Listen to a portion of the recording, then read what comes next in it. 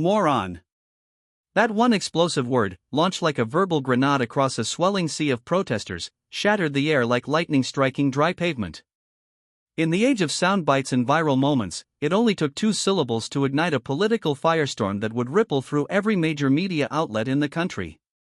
It happened fast, so fast, in fact, that even people standing nearby weren't sure they'd heard it right. But the cameras had caught it, loud and clear. Jamie Raskin, the sharp-tongued, Ivy League-trained Democratic congressman from Maryland, had just called Pam Bondi, a former Florida attorney general, prominent Republican figure, and vocal Trump supporter, a moron. And the internet? It went absolutely nuclear. Let's back up. This wasn't a calm press conference or polite hearing in a congressional committee room. This was the chaotic, messy, real-world battlefield of public protest. Outside the federal courthouse in Washington, D.C. A storm of voices clashed. Hundreds of activists, reporters, and political surrogates had gathered to weigh in loudly on the ethics investigations surrounding certain members of Congress. It wasn't a quiet day. Flags waved. Chants echoed off government buildings. People shouted through megaphones, held signs overhead, and live-streamed the entire thing. Pam Bondi, never one to back down from the spotlight, was there giving an impassioned speech on what she called a breakdown in constitutional integrity. She criticized liberal lawmakers, without naming names, for putting personal bias above American justice. It was red meat for her supporters, and cameras swarmed her podium like bees to honey. Entered Jamie Raskin. He wasn't scheduled to speak. He wasn't even holding a press conference. He had been passing by on his way to a closed-door briefing when a reporter flagged him down, hoping to get a few words. Raskin, serious as ever, sleeves rolled up, folder in hand, agreed to stop and answer a few questions. And that's when it happened. Bondi, never one to let an opportunity slide, spotted Raskin across the sidewalk and raised her voice for the crowd to hear. Look. One of the law professors who thinks he runs the country. The jab was sarcastic, cutting, and carefully delivered. It referenced Raskin's past as a constitutional law professor at American University before entering Congress, implying that his academic credentials didn't qualify him for real-world leadership. Raskin froze for half a beat. He turned. Then, with all the irritation of a man who had just been publicly mocked after years of serving on the House January 6 committee and defending constitutional procedure in the face of chaos, he snapped. You're a moron if you think defending democracy is a performance. Boom. Just like that, the air was split in two. Protesters turned. Journalists perked up. Cameras zoomed in. And the crowd? A mix of gasps, laughter, and stunned silence. To be clear, Raskin didn't scream. He didn't lose his cool in a meltdown. But the word choice, moron, was raw. It was unfiltered. And it was the perfect lightning rod for what happened next. Clips of the exchange were online within minutes. You could hear it replayed from 3 different phone angles. Some caught Bondi's smirk just before the insult. Others showed Raskin walking away afterward, clearly trying to move on, but the damage was done. He may have meant to make a point about democracy, but all anyone could talk about was that one word. Did Jamie Raskin really just say that? What happened between him and Pam Bondi? Who even wins in a moment like this? Within the hour, conservative influencers were already posting fiery rebuttals. Liberal commentators started dissecting whether Raskin's language was justified or if it crossed a line. Cable news jumped in by sundown, with cheer-in headlines screaming, Raskin calls Bondi moron in shocking protest exchange. And remember, this wasn't just some background noise.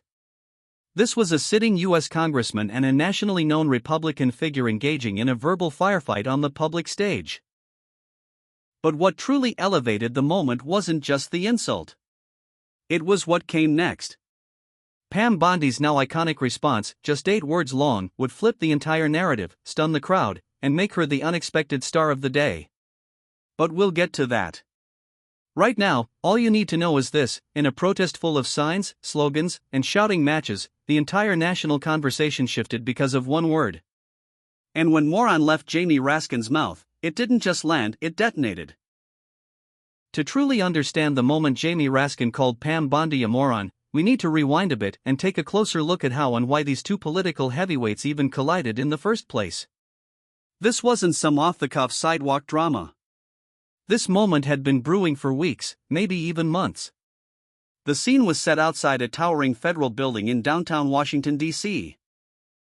Not just any protest, but a high-stakes, high-tension public demonstration related to a series of ongoing congressional ethics investigations. Lawmakers from both sides had come under scrutiny in recent weeks, and the media circus that surrounded the investigations had become a political battlefield. On this particular day, hundreds of people, protesters, journalists, influencers, and political advocates, gathered in front of the building. Some came to demand transparency and accountability from elected officials. Others came to defend their political allies, claiming the investigations were politically motivated attacks dressed up as ethics enforcement. Enter Pam Bondi. Known for her tough-on-crime persona and high-profile support for former President Donald Trump, Bondi had carved out a niche for herself in conservative circles as someone who fights back hard. She wasn't just there for moral support. She was invited as a featured speaker for a conservative watchdog organization staging a counter-protest. Taking the mic with her trademark confidence, she fired off punchy one-liners aimed at radical leftists, unelected bureaucrats, and elitist politicians who hide behind law books but ignore the Constitution. "We're watching a political theater disguised as justice," she told the crowd. "And we're not buying the tickets." It was exactly the kind of rhetoric her supporters craved. Sharp, performative, and aimed directly at progressive lawmakers like Jamie Raskin. But here's where it gets interesting. Jamie Raskin wasn't supposed to be there. At least, not in any official capacity. He was on his way to a closed-door legal briefing in the same building. But when reporters spotted him walking toward the entrance, they rushed over with cameras and mics, eager to get a few impromptu comments. In today's media climate, even a few words from a high-profile figure like Raskin can become the story of the day. That's when the real-time drama unfolded. From her platform across the plaza, Bondi saw Raskin and couldn't resist. She gestured toward him and raised her voice just enough to make sure the cameras and crowd picked it up. "Look who it is. Another law professor who thinks he runs the country." The line was meant to sting, and it did. To Bondi, it was a jab at what she sees as a class of overeducated, out-of-touch elites who, in her view, talk big but don't deliver real-world results. But to Raskin, a man who built his career on defending the Constitution both in the classroom and on Capitol Hill, the insult cut deeper. He stopped mid-step. The air shifted. Even the reporters seemed to hold their breath, sensing something was about to happen. Raskin turned toward her, his jaw set, his expression tight. "You're a moron if you think defending democracy is a performance." Boom. It was a flashpoint. The crowd erupted. Some laughed. Some gasped. Phones whipped out of pockets. The press surged forward. The energy instantly transformed from casual tension to full-blown confrontation. The word moron echoed through the plaza and into millions of living rooms, newsfeeds, and group chats that night. But why was the tension between these two so combustible? Because this wasn't personal, it was symbolic. Raskin represents the liberal academic and legal tradition, precise, cerebral, and deeply tied to constitutional theory. He became a leading figure during Trump's second impeachment trial and often speaks about protecting democratic norms and legal structures. Bondi represents the conservative populist pushback, blunt, bold, and proudly anti-elite. She built her brand on fighting what she sees as liberal overreach and has long criticized Democrats like Raskin for being out of touch with real Americans. So when Bondi mocked Raskin's legal background, she wasn't just teasing a rival. She was mocking his entire worldview. And when Raskin fired back with the word moron, he wasn't just lashing out, he was defending the very identity he spent decades building. In that moment, two ideologies collided: populist firepower versus constitutional intellect, soundbite strategy versus scholarly speech, street brawl politics versus procedural defense, and neither was backing down. While the moron comment made headlines, what really fueled the viral explosion was the sense that people weren't just watching a feud between two personalities. They were watching a culture war in miniature, unfolding live on the sidewalk. Little did anyone know, the most viral moment hadn't even happened yet. Pam Bondi was just warming up. The word moron had barely finished echoing across the plaza when all eyes turned to Pam Bondi. People waited for her to blow up, fire back, or storm off. But what she did instead was more devastating than any scream or insult. She took a breath, smiled cool, unbothered, and calmly delivered the one line that would change the entire moment: better a moron with courage than a coward with a law degree. And just like that, the tide turned. The crowd, which had been buzzing from Jamie Raskin's outburst, let out an audible "oh." You could see heads turn, jaws drop, and phones fly up to catch the reaction. It wasn't loud. It wasn't aggressive. It was calculated and cutting. In one sentence, Bondi had done three things. She owned the insult without denying it. She flipped the narrative, painting herself as bold and Raskin as timid. She delivered it with the poise of someone who had been in the political arena long enough to know how to win a street-level battle. It wasn't just a comeback. It was a political masterstroke. And the internet took notice immediately. Within minutes, the clip went viral. Someone posted a short video of the moment to Twitter, now X, captioned, "Pam Bondi just KO'd Jamie Raskin in 8 words skullfire." It was viewed over 2 million times in the first few hours. Then came the memes. One showed Raskin with a game over sign floating above his head. Another pasted Bondi's face onto a boxer landing a knockout punch. The most popular TikTok version added dramatic music, slow motion, and the infamous Thug Life sunglasses dropping onto Bondi's face. Hashtag Bondi Burn started trending. News outlets picked it up. Political podcasts debated whether it was the comeback of the year. And here's the thing, Bondi didn't stop to celebrate. She just smiled, turned back to the crowd, and kept speaking as if nothing had happened. That calm confidence only added fuel to the moment. She looked like someone who had been waiting for that kind of challenge and loved every second of it. Meanwhile, Jamie Raskin seemed momentarily caught off guard. He didn't respond further. He walked into the building with a quiet, stern expression, surrounded by aides who suddenly looked less relaxed than they had a minute earlier. To be fair, Raskin isn't the type to engage in back-and-forth zingers. He's more professor than performer. But in this moment, on this day, Pam Bondi spoke the language of the crowd, and Raskin didn't. That's why it hit so hard. Because in today's media landscape, the winner isn't just the person who's right. It's the person who wins the moment. And Bondi? She won it. She took a situation where she was called an insult on camera and turned it into a viral highlight reel that made her look unflappable, clever, and tough. Raskin, by contrast, looked rattled even though he may have had the moral or legal high ground. It wasn't about who had the better resume. It was about who delivered the better punchline. By the end of the day, Bondi had been booked on 2 primetime conservative shows, where hosts played the clip like a touchdown replay and asked her how she came up with that response. Her answer? When someone swings low, you don't need to swing back harder, you just aim smarter. Whether you love her or can't stand her, you have to admit, that moment was tailored for the internet, and she knew it. The protest may have ended, but the firestorm it triggered was just getting started. After Jamie Raskin's moron comment and Pam Bondi's viral one-liner response, the internet, the media, and political influencers on both sides of the aisle jumped into what became an all-out perception war. By nightfall, clips of the exchange were leading segments on cable news. On Fox News, Bondi was praised for her grace under fire and her ability to flatten a career politician with one sentence.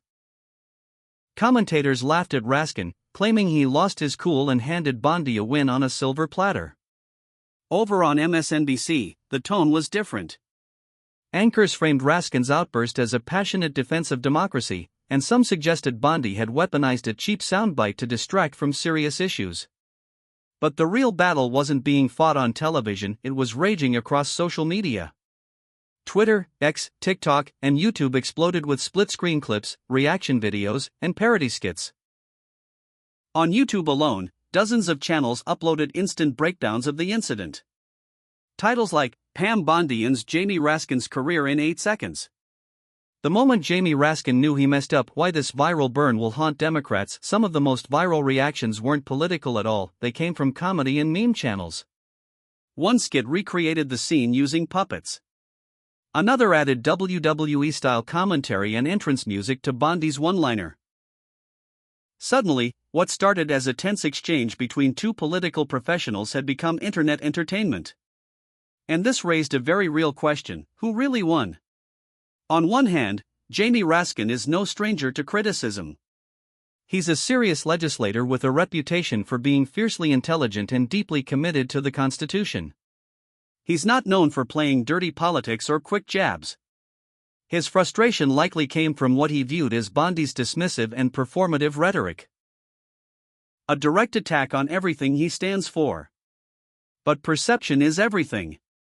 And in this case, Raskin came across not as the composed scholar, but as the guy who snapped first. Pam Bondi, on the other hand, turned the insult into an opportunity. She delivered her comeback without raising her voice, without stumbling, and without looking flustered. Her entire approach screamed confidence and, more importantly, strategy. Even people who didn't agree with her politics admitted she handled the moment well. In interviews following the incident, Raskin took the high road, saying, "I regret using that word. But I won't apologize for standing up for truth when it's under attack." It was a carefully worded response, clearly aimed at minimizing the damage. But in the world of viral content and instant opinions, sometimes the apology comes too late. Bondi? She didn't backpedal at all. In fact, she leaned in. Washington's full of egos and echo chambers. I'm not afraid to call it like I see it, and I'm definitely not afraid of name-calling. Her confidence struck a chord with many conservative voters who feel their representatives are too polished, too cautious, or too weak to push back. Bondi looked like someone who could take a hit and give one back, without blinking. So, who won? In terms of political substance, maybe neither. The protest wasn't about them personally. The issues discussed that day, ethics, transparency, power, still need answers. But in the court of public opinion? In the arena of viral moments and digital influence? Pam Bondi walked away with the W. And that matters more than ever in modern politics, where one sentence can change the narrative, fuel a movement, or define a public figure for years to come. In the old days of politics, a moment like this, a slip of the tongue, an insult, a snappy reply, might have stayed in the newspapers for a day or two, then faded into the background. But in today's digital age, a single sentence can define a politician's public image overnight. And that's exactly what happened here. Pam Bondi's one-liner wasn't just a clever retort. It was a masterclass in modern political survival. Without shouting, without name-calling, she turned an insult into ammunition and fired it back with precision. Let's break this down. When Jamie Raskin called her a moron, he assumed it would be a moment of righteous indignation. After all, he's a constitutional scholar. He's defended democracy on the biggest stages. To many, he's a hero of political principle. But Bondi didn't try to match him with credentials. She didn't pull out legal quotes or start a debate. Instead, she met him where it mattered most in 2025, the optics. The tone. The soundbite. Her reply, "Better a moron with courage than a coward with a law degree," wasn't just smart. It was meme-ready, instantly digestible, and emotionally charged. She framed herself as the underdog, a bold truth-teller standing up to elite arrogance. And just like that, she reframed the entire encounter. This is the new language of politics. Not white papers. Not 10-minute speeches. But moments. Reactions.